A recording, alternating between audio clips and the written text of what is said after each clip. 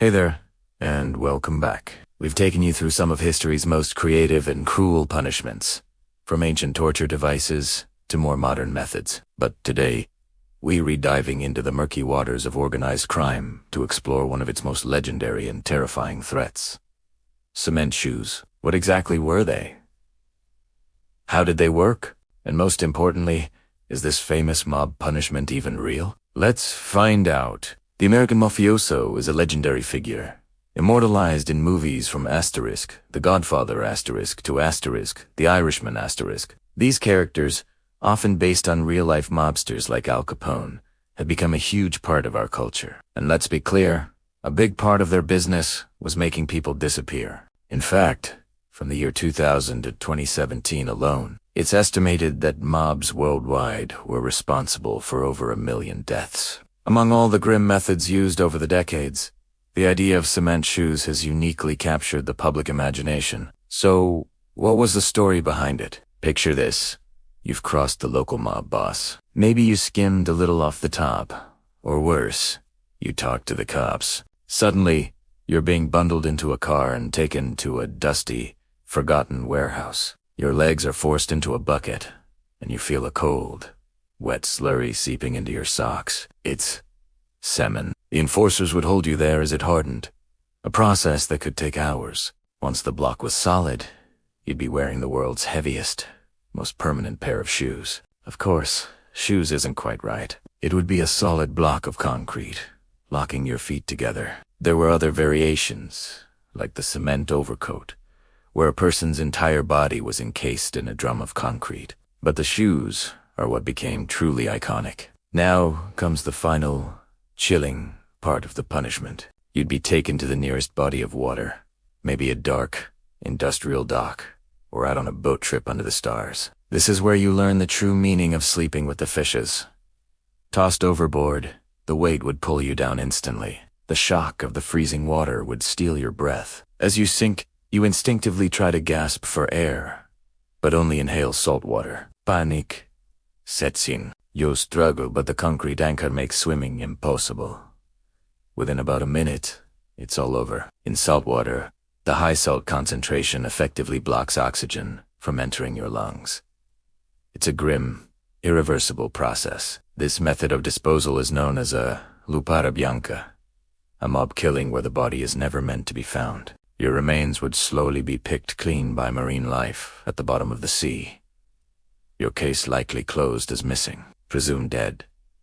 Now for the big reveal, which might surprise you. Despite its fame, there's very little evidence that cement shoes were ever a common practice. Think about it from a practical standpoint. It's messy, time-consuming, and incredibly inefficient. Waiting for hours for cement to dry while holding a victim still just as gangster-esque style. It's much easier and quicker to use other methods. The idea was likely popularized by Hollywood movies, which loved the dramatic, cinematic image of a victim being sent to a watery grave. While mobsters were certainly ruthless, the reality of their methods was probably more brutally straightforward and less theatrical. Chains and weights would do the job just as well, without all the hassle. So, while the legend of cement shoes will forever be tied to the mystique of the Mafia, it seems to be more of a terrifying myth than a historical fact. A powerful story that says more about our fascination with the criminal underworld than it does about their actual practices.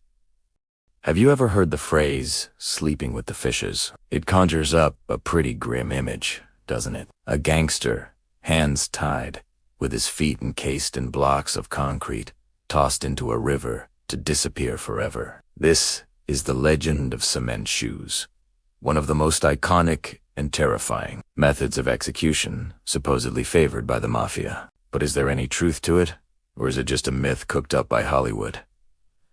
Let's dig in and find out. First, let's get practical. Imagine trying to get a struggling victim to stand still in a bucket while you mix and pour wet cement. It's messy, it's loud, and it takes hours, if not days, for the concrete to properly set. It's just not a very efficient way to get rid of someone. Frankly, it would be as grueling for the mobsters as it would be for the person getting encased. Despite this impracticality, Rumors about cement shoes have swirled in organized crime and law enforcement circles for decades. One of the most famous cases involves the mysterious disappearance of Rocco Purry, the king of the bootleggers in Ontario, Canada. On April 23, 1944, Purry stepped outside for some fresh air and was never seen again. He had deep ties with powerful mob bosses like Stefano the Undertaker Magaddino from Buffalo and Johnny the Enforcer Papalia from Ontario. The common belief among Mafia insiders is that Magaddino and Papalia wanted Purry's territory, and to get it, they needed him gone. Permanently. While his body was never found, the underworld whispered that he'd been given a pair of cement shoes. Even the Royal Canadian Mounted Police admitted they didn't expect to see Purry again until the bay dries up. Concrete and bootlegging just seemed to go together. Back in 1935, an Associated Press report told the story of a Providence, Rhode Island bootlegger named Danny Walsh. It was believed that he, and possibly his girlfriend, were killed with cement. Some reports mentioned cement shoes, others suggested a full cement overcoat. Just like with Rocco Purry, their bodies were never found, leaving the story shrouded in mystery. The tales kept coming throughout the golden age of the Sicilian mob in North America. There was speculation that mob hitman Abraham B. Weinberg met his end in a cement overcoat in New York's East River in 1935. In 1940, another gangster, Harry Westone, was reportedly murdered with a cement mixer and ended up buried under a highway in upstate New York. These stories painted a brutal picture of mob justice, where concrete was a gangster's best friend.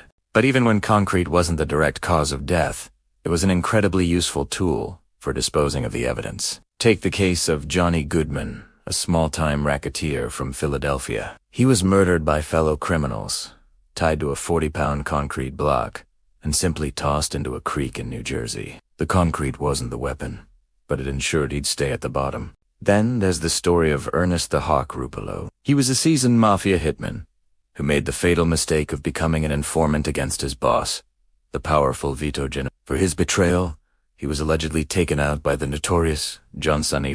Rupolo's body was found at the bottom of Jamaica Bay, his hands tied, with a concrete block strapped to each of his legs. It's a stark reminder that there's no honor among thieves.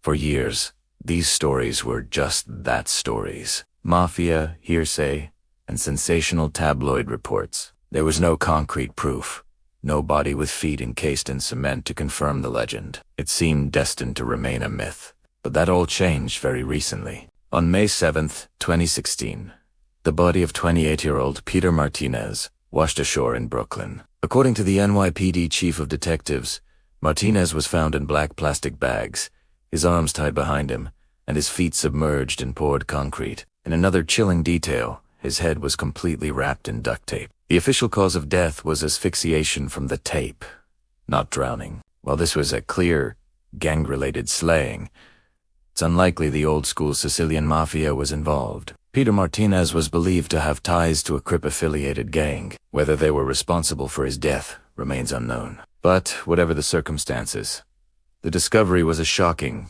real-life echo of a mob legend nearly a century in the making. It proved that the gruesome concept of cement shoes wasn't just a fantasy.